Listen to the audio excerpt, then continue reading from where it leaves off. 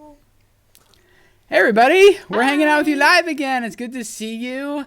We have just been hanging out here talking with Malia about raising kids and how money works and the importance of that. We're going to talk about that here with you guys in a second. I'm trying to feed one twin. We literally. Hi Malia, how are you? I'm good. How are you guys? We're doing well. A little busy. We're actually getting ready to fly out your way tomorrow. I Going know. out I'm to excited to meet you CVX guys in Live. person. It'll be good. Maybe she needs a burp. I'm trying out She this probably needs to burp. this Bebo thing they sent us. Kind of nifty, kind of difficult right now. I'm just first time using it, so You should take it to CVX Live so you can feed her while you speak. yeah. While I speak, try that. Yeah. Everyone will be like, "What is that cool thing you have?" No Everyone will one's ask gonna you listen to me anymore. Yeah. You'll be too distracted. So tell us about your channel. You guys can find it linked up in the description below. Here, did she just spit up all over me? It's working its way there. Wow. Someone's wearing a nice shirt for you guys. Yeah. So I hope you don't need to pack it. no, I don't. Okay, good. You can find her channel. It's the Malia Show. And what do you do on the Malia Show? Well, I've been a blogger for 6.5 years, and I kind of started that whole thing by accident because I became pregnant with my first child, and I wanted to be a stay-at-home mom really bad, and I didn't know how I was going to be able to do that because my husband was all on commission income. So Oh, I'm like, oh my goodness, if I stop working and we're just going on commission, like, I don't know how we're going to make ends meet. Like, I was super, super worried about it. And so I was trying to find all these crazy things like maybe I can work at home for JetBlue, or maybe I can, do something and kind of do both. And then I just thought, you know what, the only thing I can do is be super smart with the money that we do have. So I made it my job as like the mom and as the wife to like take all of the money and be in charge of it and just make it stretch as far as it would go. So I nice. started learning about coupons, I started learning about deals, and I couldn't believe how many things I was getting for free or like ridiculous prices and why no one was talking about it. And so I started telling all my friends and neighbors, and I was like, you guys have got to do this. And they looked at me with faces like this. I don't get it. And I was like, what do you mean you don't get it? You just do this, this, and this. They're like, I still don't get it. I'm like, okay, so I will take all of everything that I'm telling you to do and I'll put it step by step on my blog. And then you guys can just copy what I'm doing. Oh, And so I started doing that. And then I had like a few hundred and a few thousand. And then, TV stations wanted me to come on and talk about it. And it just kind of blew up crazy big. And so it kind of rolled into this blog that I wasn't planning on doing. And so that's how I got started. Well, now that I've done that for a really long time, there's so many things I've taught, but for some reason sometimes people learn better visually. yeah. So I wanted to be able to have like a visual side where I could actually take people shopping and show them what I'm doing or show them how it is. I let them pick the name. That's the name they wanted. It sounds a little egocentrical to me, but they like that. So that's what we went with. Well, And I mean, all the Hollywood stars are doing that these days. It's like the Ellen Show. It's the Oprah Winfrey right. Show. I don't know. Yeah. So that's It's how all it started, and self-branded. that's what I'm doing now. So Yeah. So, That's what's so the cool. website? What's the blog? the blog is called freebies2deals.com. Okay. And like I said, 6.5 years. It's a long time to run a blog. I think I was probably like one of the first who started, but it's That's back in really the day cool. when blogs weren't a thing, But Yeah, and it's the number 2 in there. Freebies number yes, 2. yes, number two. Yeah. So you guys can check that out too. I don't think I told you this, but I was a full-time blogger for a few years actually Oh before yeah, YouTube I stuff. didn't know. So I kind of got started on YouTube. Similar story. Um, as far as the like starting on the blog and then using the video to complement the blog, and then the video thing just kind of took off and became its own thing. Yeah. So now the And yes, blog's completely been inactive for a few, or actually, probably about 2 years now. Yeah. Been I haven't posted it. I need to log in and probably update everything in WordPress. It's probably a big security risk yeah, it's right now. probably the L needs updates, but it's okay. Yeah. So let's talk with you guys, and we are reading your comments in the chat. We see welcome all of you guys here. Welcome Keith and Claire and A Glover and Tanya and Marbell. Can I say it? Maribel. And Christina and Emma and JY and Gimp, all you guys. It's awesome to hang out with you.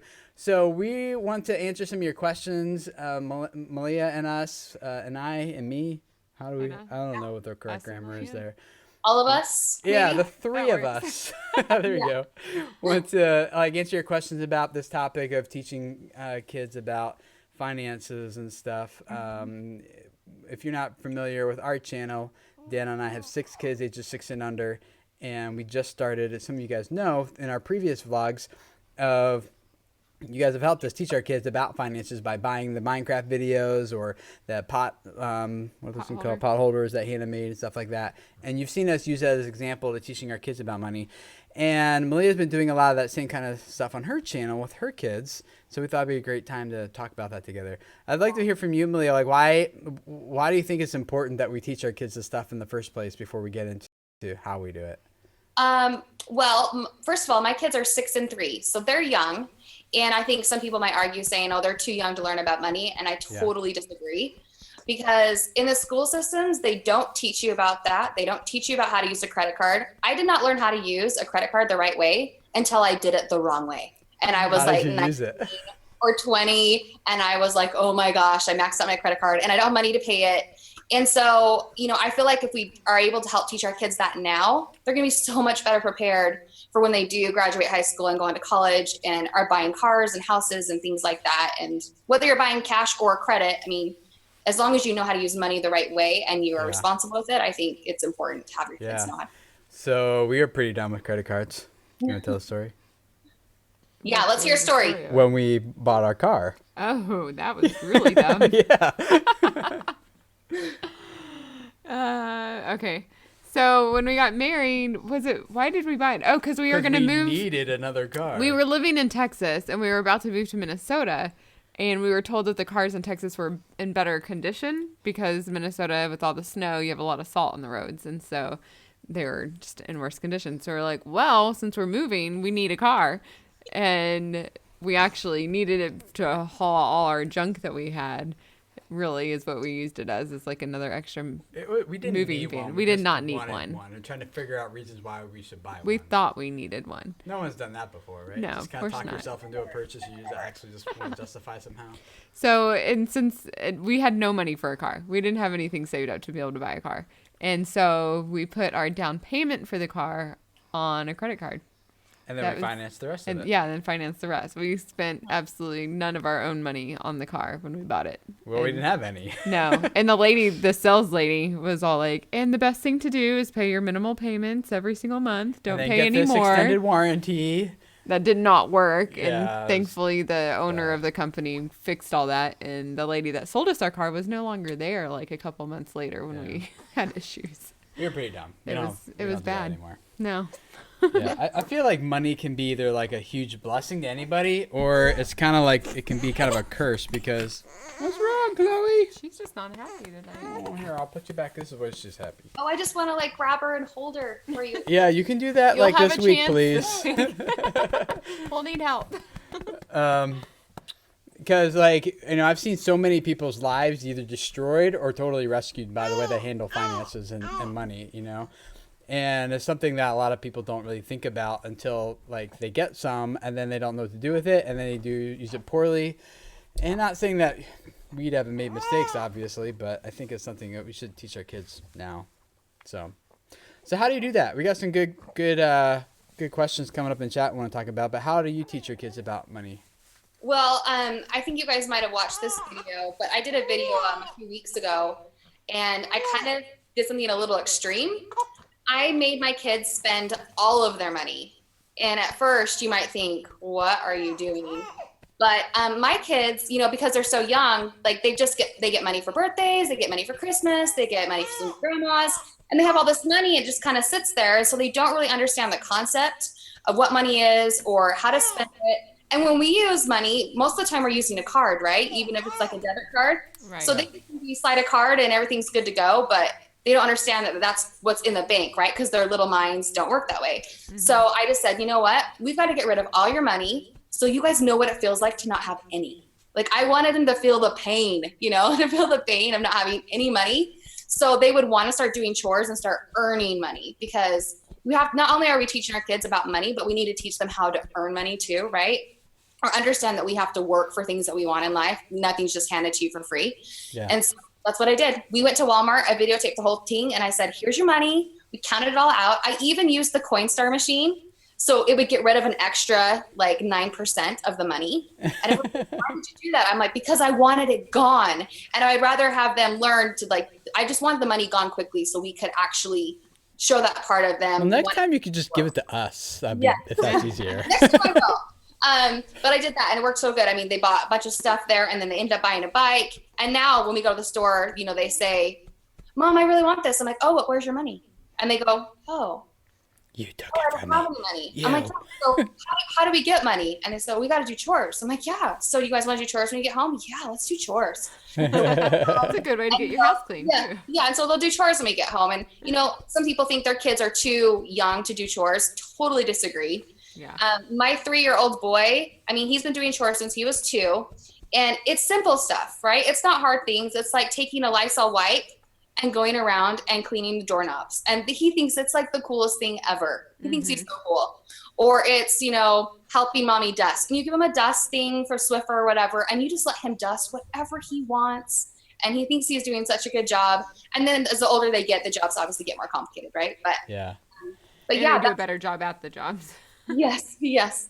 Don't ever let your kids see you fixing their job though. So, you know, because then they think, oh, I didn't do it good enough. So be excited about their job and give them whatever they earned. And I think it's a really great way. And then you can even go further and have them say, okay, you know, we're going to put 10% to savings. We're going to put 10% for fun. And if you give money to a church or whatever thing, you can put 10% to that. But whatever you do, you know, that way you have, you know, you can help them learn how to separate the money. So it's not all just play fun money, I guess. Right. And I think that's really important to teach them. Like what we did in our videos, maybe some of you guys saw, is that we made 3 envelopes, one for tithing, one for, which is kind of like giving money to God.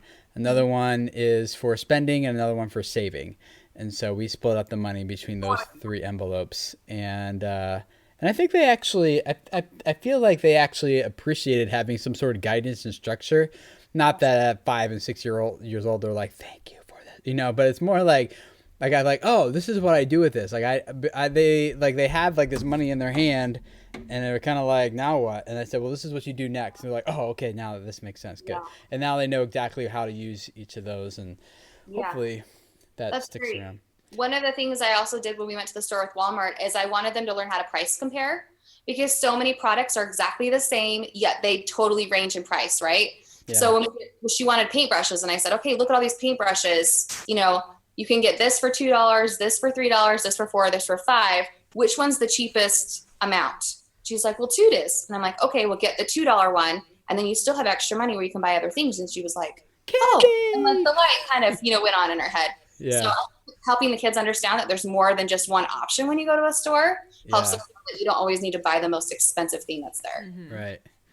So this is a good question asked a little bit early on from me friends or something. Let me scroll up so you can find it. I thought it was a good one. It's about asking if me love friends. Do your children get allowance, or will you ever do an allowance, or do you make them work for it, or what do you do? I don't do allowance because I don't do allowance because I feel like they should be doing things just to be a part of the family, to help out. Yeah. You know, mom and dad can't do everything. That's just how I look at it. So we have certain things that the kids have to do that is just like, you have to do this no matter what, like making the bed, you know, brushing our teeth or whatever. And for them, you know, that's a big deal for them to make their bed. But once they have all those jobs done that are expected, then they have bonus jobs that we pay for, that we consider like things that we can pay. So if they want to get extra money and a few extra quarters and they want to dust, or if they want to vacuum or do something else that's outside of that regular thing that they have to do, that's when we pay money. I don't know. How do you guys do it? Good. We haven't really even started paying for our extra chores yet. Yeah. Because it's still like pulling teeth almost to get them to do the regular chores. Yeah. So far we've had them create something that they sell in exchange, you know, but I would totally pay them to like do like if they're going to clean out like my workbench, you know, or they're going to help do something big like they wouldn't normally do. Like this is like when it feels like work to them. But they have to do their regular chores first. Like they can't like neglect their regular chores and go do something special. Right. Yeah. Well, I also feel like too that they're more motivated to get the regular chores done if they know they can earn money. It's like, oh, we just have to hurry and get these done and then we get to earn money. Yeah. So sometimes it helps motivate them if they know there's something better at the end of the tunnel. Yeah. So Allison Hanson asks, are you guys answering questions? Yes, we are. So you guys ask your questions. We'll do our best to at least give you our insight of what we do with our kids. And then I thought it was cool. Dan says, from you, I learned how to save money because before I used to spend about $100 a day. Whew. So Whoa, that's awesome, guys. glad that we were able to help you with that. That's a lot of money every So month. Daniel Baker, how many chores do you suggest? I don't think of it as like a number. No. I think of it more of like, brush your hair, brush your teeth, like that's well, stuff they that I do. don't. They load and unload the dishwasher. They do help with the and scrub dishes. They have to pick up the living room, and they keep the room and clean the clean. room. That's about it.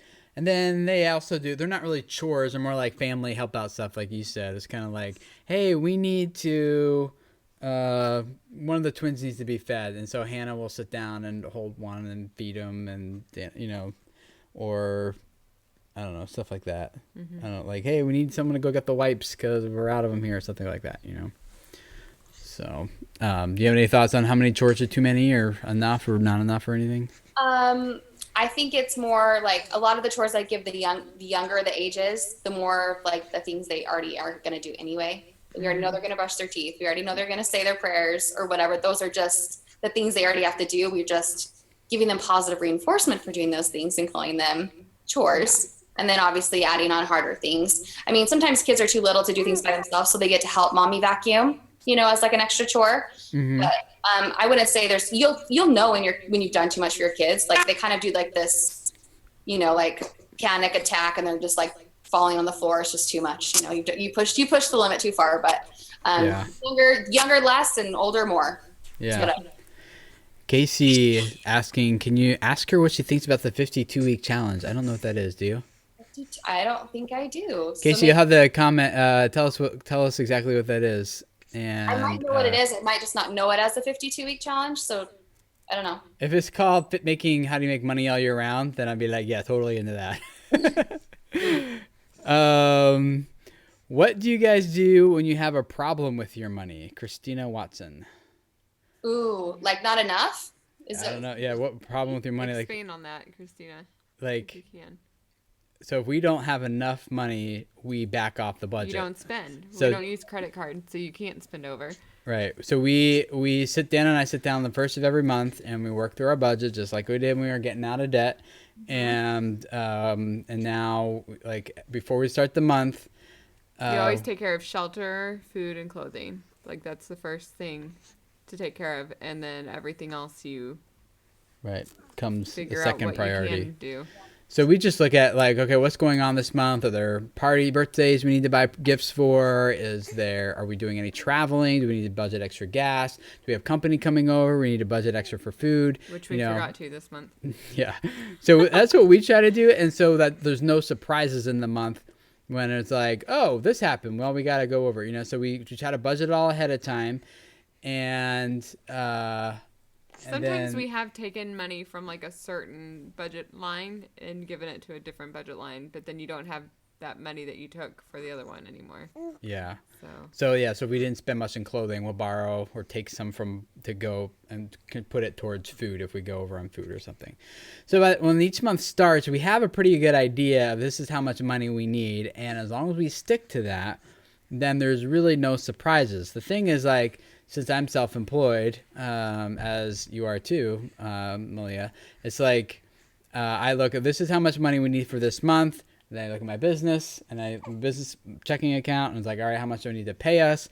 But it takes a while. Like, it took us a good 3 months to figure out how much money we actually needed for a month, though. Yeah. Because when we started budgeting, we had no clue where our money was going. We didn't know how much gas we needed, how much toilet paper we used. So the first 3 months was really just seeing how we were spending our money and how, like, what did we actually need to spend money on and what were we just throwing our money away on. Yeah.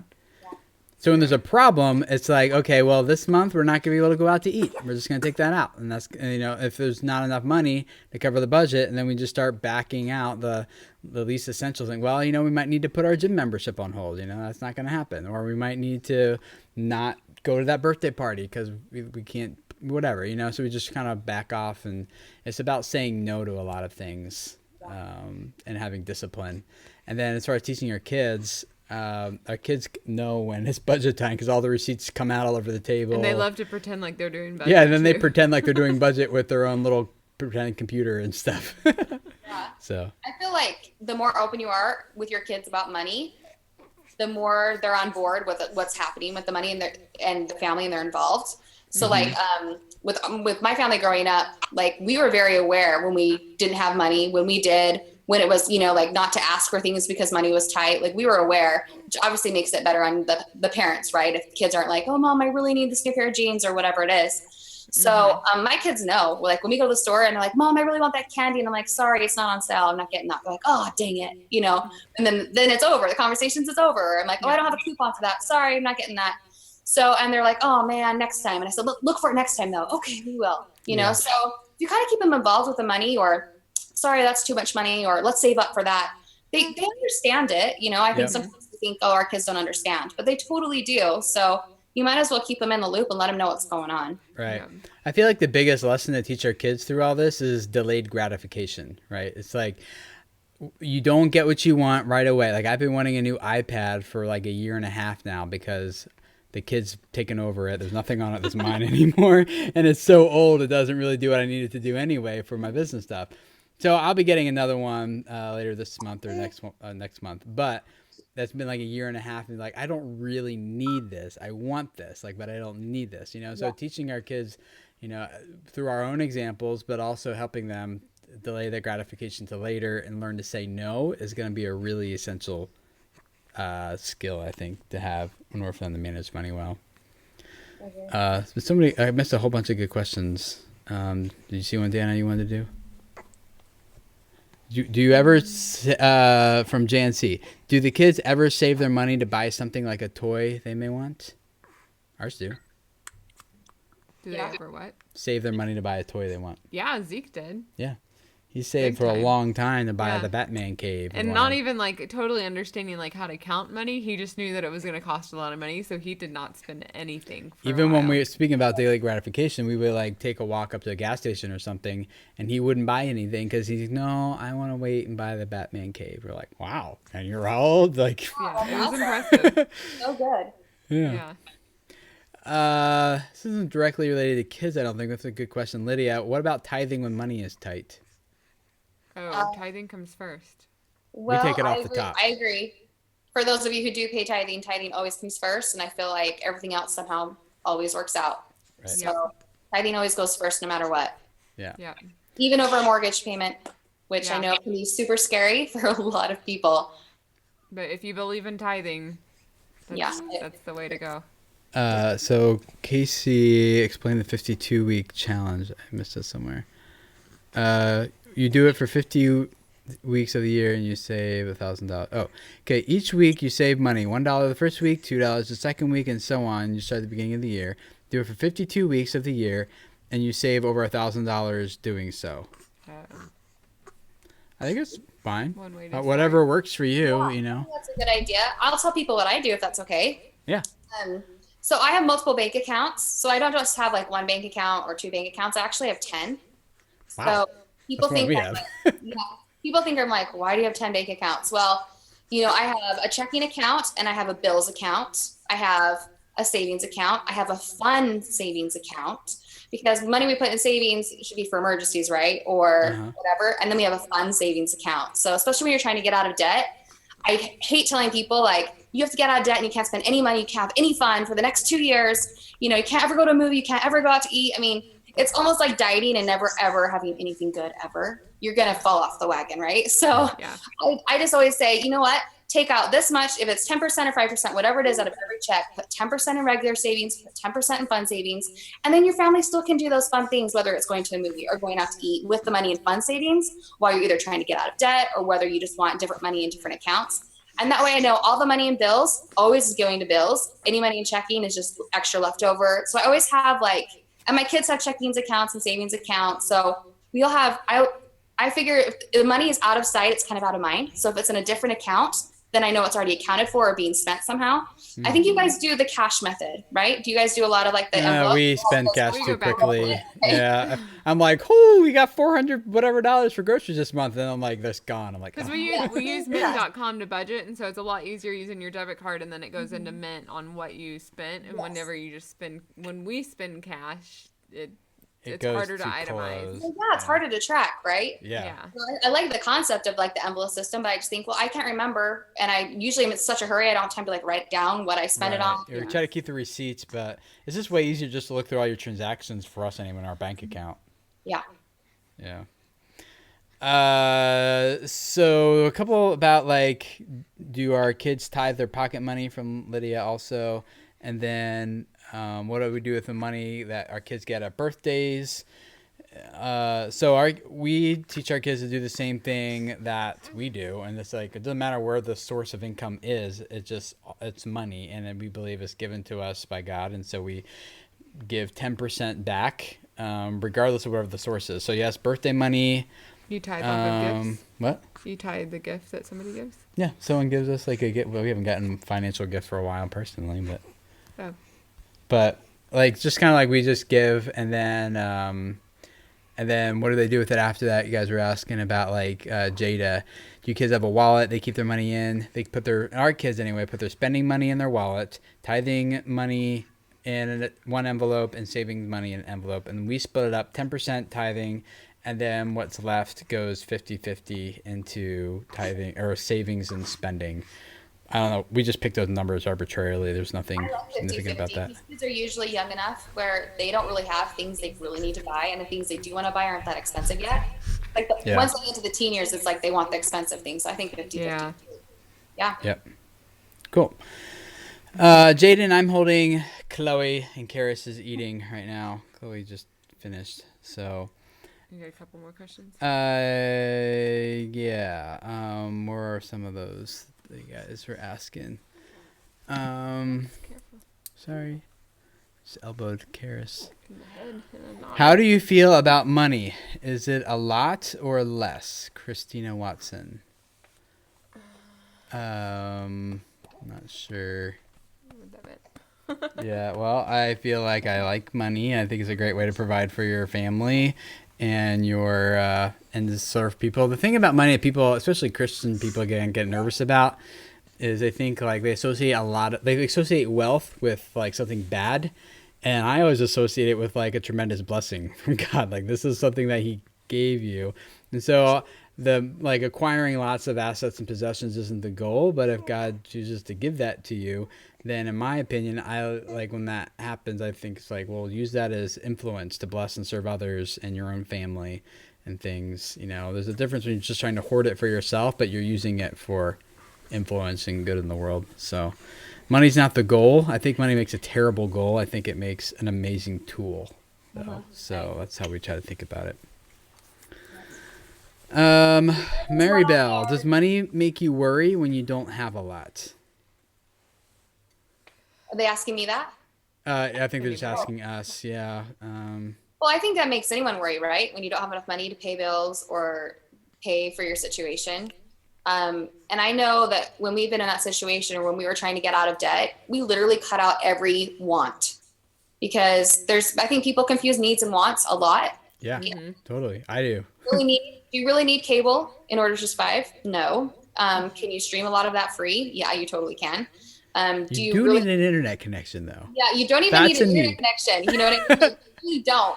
So there's so many things you can cut, and obviously you can make a list from most important to least important and kind of cut it off and see what you need. Or we cut out a lot of things because I thought, gosh, that's a few $100 extra that we could be going to these credit card bills and pay them off so much faster. Yeah. I think people don't remember how much interest really adds to every single month's bill. Yeah. So the faster you pay those off, the least amount of money and interest you have to pay. So cutting out that stuff, I think, is a way to get over that. Yeah, I think it's definitely a stressor. And so like if finances are tight, then our relationship is a little strained. Also, it tends to kind of consume your thoughts and your focus and everything. So it does stress. I don't know if it makes me worried because I've seen in every situation, like we've been taken care of. Yeah, God always takes care of us. Something always happens. Something always comes through. Or we learn a lesson to say no to more things. Right. You just don't always get what you want. Yeah. So I don't know if I worry, but it does stress us. It does become a stressor. Yeah. The best way to take care of that, though, I think, is in times of like blessing, in times when you've got like excess, like save it. Like don't then go splurge and go out to eat a bunch of times that month. Save it so that when the tight times come, it's not as stressful because there's some there. Not that you're like putting all your trust and faith and hope or whatever in that bank account, but that you know that like I was like you stored up the food for the winter, I guess. I don't know if that analogy works, but you know what I'm saying? Like in the fall you're storing because you know there's going to be a season that's tougher coming, and so that's when you have that there for you know? One of the things that I've always taught on the website is if something is super, super cheap or you find an amazing deal on something, you need to buy more than one. So if you have extra money that month to do that, like instead of just buying one package of toilet paper because it's an amazing deal, I'm going to buy 5. And people are like, why? And I'm like, because I'm going to keep one upstairs and I'm going to put one down in my own little grocery store that I call Stockpile or whatever. And then when I run out of toilet paper, do I have to go to the store and buy toilet paper at full price? Or do I get to go down to my basement store and pick what I want and bring it upstairs?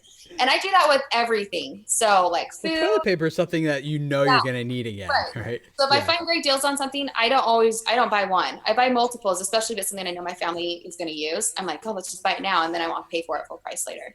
Yeah. And usually the sales go, like, they come back every so often. And so toilet paper especially, I get mine from Target. And so I buy it every other month. Yes. Because that's when the sale goes on. Yeah.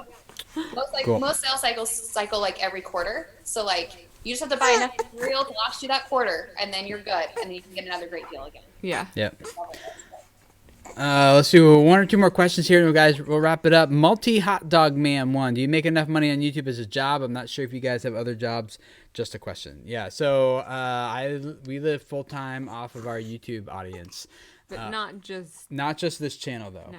Right. So our family's channel is something we're trying to invest more into because family's ultimately like what we actually believe in. It's what we're passionate about. And so we're kind of like, this should be, we should invest more into this. And so that's why over the past few months, we've been like hanging out with you guys live several times a week. We've been publishing pretty regularly and investing more into our stories that we're telling here. Most of our income, though, comes from my video creators YouTube channel. And then we do have a couple secret channels that nobody knows about, or we just put stuff that has nothing to do with us. It's just our hands and surprise eggs openings and toys and stuff like that gets massive views on YouTube. So it's there's about like 9 revenue streams that we have. And YouTube AdSense revenue is only one of them. That's great. So, let's finish up with this one. Brooke Jansen, do your kids ever get upset over money? I don't think ours have yet. No, I think my kids are too young to get upset about money yet. I think sometimes I assume that they will. Like if we're at the store and they're like, "Ooh, I really want that," and I'm like, "Do you have your money with you, or you don't have enough money?" And they're like, "Oh, okay." Like they don't. Yes. I assume like they're gonna get like really upset, and they're just like, "Meh." Well, and like most of the time you buy them a toy, and then like a week later they're not even playing with it anymore anyway. Yeah, I think kids think very logically for the most part when they're young. So they're like, "Oh, you're right. I don't have my money. How am I supposed to buy anything?" Oh. Yeah. Okay. Yeah. Yeah. No big deal. Cool. So for people, Malia, who are just joining us, what's your channel about again? The link is in the description below. What can they find there? Yes. Okay. So the Malia show is all about living the ultimate life for less. So I was able to get our family out of $40,000 of debt within about a year and a half because I just had enough. And I was like, I'm so sick of living this life where I'm like going paycheck to paycheck and I can barely make ends meet. So I'm totally going to do this. I'm going to get out of debt and live that life that everyone wants without having to have like $1 million job, or whatever. So I basically am just sharing things that I've done and ways to get out of debt and ways to stretch your money and things like that on the channel. So if it has to do with saving time or saving money, it's on there. So, and it's pretty new. It launched in January, but it's been growing pretty fast. So I'd love to have any of you guys come on over and hang out. The Malia Show. So link to her channel's in the description of this video, guys. You guys want to go check it out. I've been watching a lot of her videos and they've been super helpful. I'm not even really in her target audience, but they're still good. She does a great job with them. So you guys can go check her out down there. And thanks for hanging out with us, guys. We go live every third Tuesday at around 8 o'clock Eastern time. So you guys look for us hanging out with you guys next Tuesday here. It'll be fun. Actually, we do have a guest lined up for next week. We do. Do you remember who? Lane Biz. Oh yeah, Lane Biz is going to join us. Yeah. I remember that now. So Lane will be joining us, and I forget what we're talking about, but it'll be awesome. And if this is your first time on our channel, we'd love to have you subscribe because me and Dana and our stories are all revolve around trying to become a family team. How do we work together with 6 kids, ages 6 and under, and become a unified team? Unit. Yeah, unified unit is how I say it.